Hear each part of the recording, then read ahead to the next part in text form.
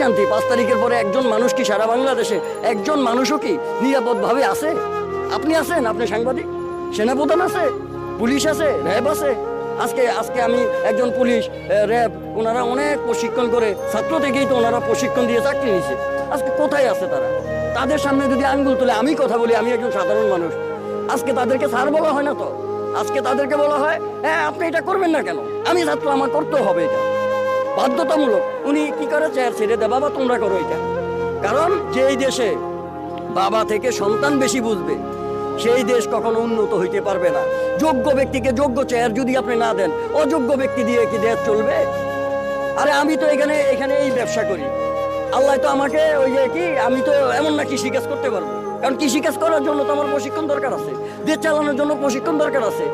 আপনি যে দেশ চালাইছে, ঠিক আছে, হ্যাঁ তার ভুল ত্রুটি থাকতে পারে, তাকে আপনি বিতাড়িত করে তো সমাধান হবে না, তাকে আনতে হবে, টেবিলে আনতে হবে। আপনি কি করছেন দোষ গুণ সব কিছু ধরে তারপরে তার বিচার হবে।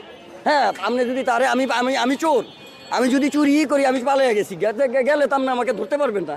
আগে আপনি এখানে আসেন, আপনিও থাকেন, কি হয়েছে? তো সব কিছু আপনি লুচ্চা বুচ্চা নিয়ে এখন মনে করেন সব কি কোথায় আছি আমরা ভাইয়া? এগুলা বললে সাধারণ মানুষের কথা আপনিও যে বলতে পারবেন এটার কোনো নিশ্চয়তা, ঠিক আছে। আমার সবচেয়ে বড় দুঃখের বিষয় এটাই, মানে আমি বলতে চাই যে যারা আজকে এই যে যেমন সাব ইন্সপেক্টর, যারা পুলিশে অনেক কষ্ট করে, ওনারা পড়ালেখা করেই কিন্তু ওনারা আজকে মানে বিন্দু বিন্দু করে আজকে ওনারা সরকারি পোশাক পাইছে, আজকে কোথায় আছে?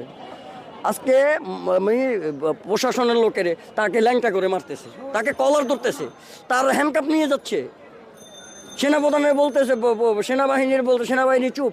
যখন 50 জন লোক দাঁড়ায়, ঠিক আছে, আগে আমরা দেখতাম একজন এসআই যদি আসতো 100 জন লোকের সে নিয়ন্ত্রণ করতে পারতো।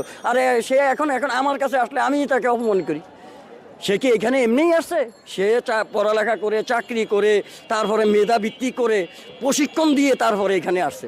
আমাকে যদি আজকে আপনি পুলিশের চাকরি দেন, আমি কি পুলিশের চাকরি করতে পারবো? কারণ আমার তো প্রশাসন, আমি তো প্রশিক্ষণপ্রাপ্ত না।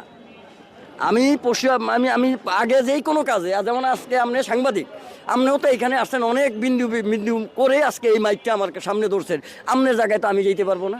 তাহলে যে যে জায়গায় আছে সে তাকে সেই জায়গায় মূল্যায়ন করাটা বেস্ট, ঠিক আছে। এইটাই আমরা বলবো, আর কি বলবো, অনেক কথা, এই কথা বললে তো শেষ হবে না।